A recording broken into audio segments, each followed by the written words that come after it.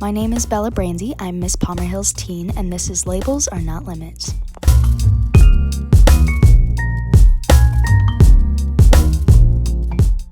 What is your community service initiative? My community service initiative is the SPARK project, which is all about autism safety, awareness, and education. SPARK is actually an acronym for support, policy, advocacy, resource equity, and knowledge through education. And that is basically the 5-pillar framework that I use to do my advocacy work as Miss Texas. What is your experience with learning disabilities? I have a younger brother who has autism and he has an intellectual disability. And my sister also had a learning disability growing up as well. So having two younger siblings that navigated the school system and their own education very differently taught me a lot about patience. It taught me a lot about how education can't be a one-size-fits-all approach, even for those without learning disabilities. And that it's really important to tailor how we teach our curriculums so that all students, regardless of their abilities, regardless of whether they have a learning disability or not, can thrive in school and be able to reach their fullest potential. How has having siblings shaped you today, with learning disabilities shaped you today? Sorry. Okay.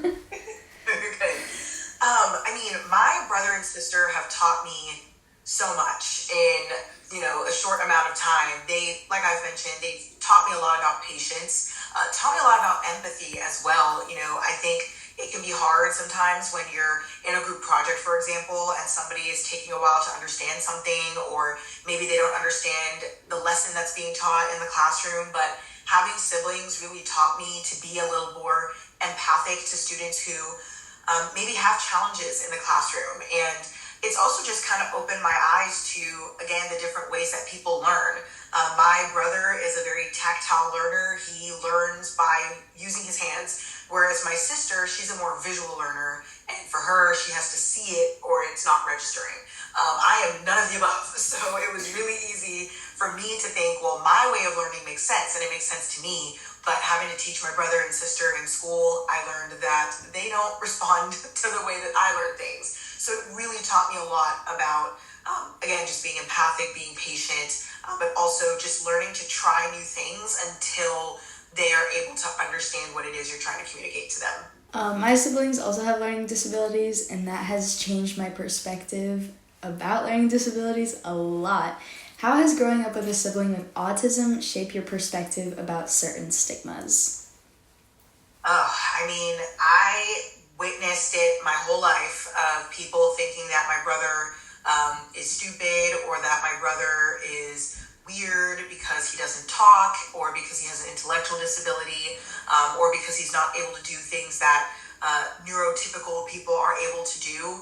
And so I spent a lot of my childhood learning how to defend him, learning how to teach people about autism and understand where their stigmas come from. I'm very grateful and lucky to have a sibling with autism because I understand it a lot more, but I understand that others who didn't have that experience may not fully understand how my brother operates. And so it's given me a lot more patience with people who may not understand my brother on their first interaction, but it gives me an opportunity to educate them and hopefully change their mind and change their perspective about autism so that they can be more supportive, be allies, and be advocates for people like my brother. How has that whole experience prepared you to become Miss Texas?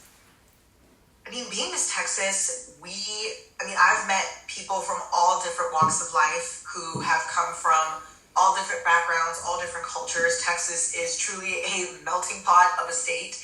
And even with autism, I get to talk about my platform all the time. And I've met people who have siblings or children or grandchildren with autism.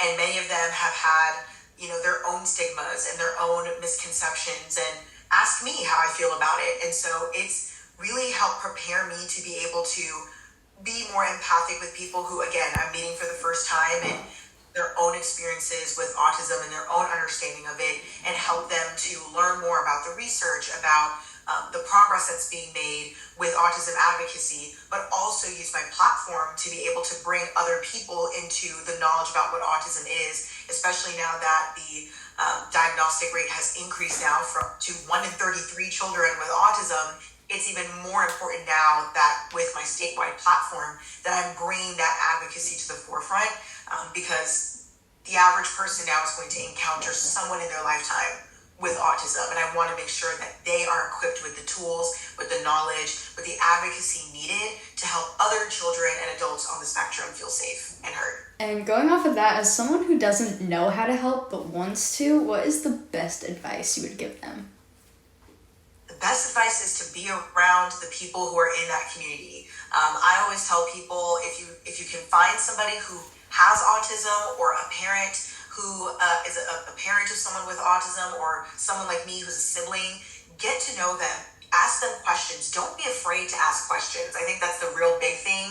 I know so many people who are like, oh, I'm not sure if I can ask you this. I'm like, no, go ahead and ask. I'd rather you ask about my brother and ask about autism than to assume and then you're incorrect, right? So I think that's the two pieces of advice in one, is to, be in that community, surround yourself with people in that community, but also not to be afraid to ask questions as well. And what is your best advice for those trying to achieve goals despite having setbacks? The biggest piece of advice is just to keep going. As hard as it is, as difficult as it may be, you've got to keep going. I have always been told by my parents that somebody else can be inspired by your decision to keep going. For me, I could have easily quit at multiple times in my life. When I was preparing for Miss Texas, it took me 2 years to win it. But I thought about quitting after my first year because I didn't do as well as I wanted to, and there have been many, many other opportunities that I've gotten that either didn't happen to me or happened years later. But if I didn't keep going, I wouldn't have met certain people. I wouldn't have been able to impact or inspire other people. And so think of it that way, that your setbacks are an opportunity for you to reflect, an opportunity for you to change course, maybe to sit and take a rest for a little bit and give yourself that pause. But it's not an indicator that you need to stop. It's rather an indicator that you need to keep going, maybe just trying a different route. What is something you think everyone should know about a learning disability? That they are it's really a spectrum. That's really what it is. I mean, my sister had specifically a reading learning disability, but I've met other students her age and some that were in my class that had the same learning disability, but it looked different. And so don't assume that because you've seen it one way, that that's the way that it is for everybody. It can always look different in other people. So you can use it as an idea. You have an idea of what it could look like, but it's very possible it could look different in somebody else. So going into it with that open mindset is going to be very helpful when you encounter people with learning disabilities. As a title holder, how can you promote the idea that a learning disability is a label and not a limit? By really showcasing what people are able to do despite their learning disabilities. I tell the story all the time of, my sister didn't say her first words until she was about 4 or 5 years old. She had a teacher that followed her in the classroom until about the 3rd or 4th grade. And many of her teachers told me that she would never graduate college because she was always so many years or so many grades behind. But my sister ended up graduating with a degree in health and a minor in biology, and she graduated with Latin honors. Even I didn't do that. I did not graduate with Latin honors from college, but she was able to do it, and now she's a master's student at one of the top public health student programs in the country. So despite having the learning disability, she was able to overcome. And so that really highlights that it really is just a label, but it did not limit her in any way. She is thriving, she is successful, she is happy, and she is inspiring other girls to be able to do the exact same. Lastly, is there anything else you would like to add? Let me think. Well, this month of April is Autism Awareness Month. And so this is a really, really good time to follow creators, follow people, different accounts that are highlighting individuals with autism and their different abilities. But to also remember that just because somebody is autistic, that doesn't necessarily mean they have a learning disability, and vice versa. Just because someone has a learning disability doesn't mean they're on the spectrum.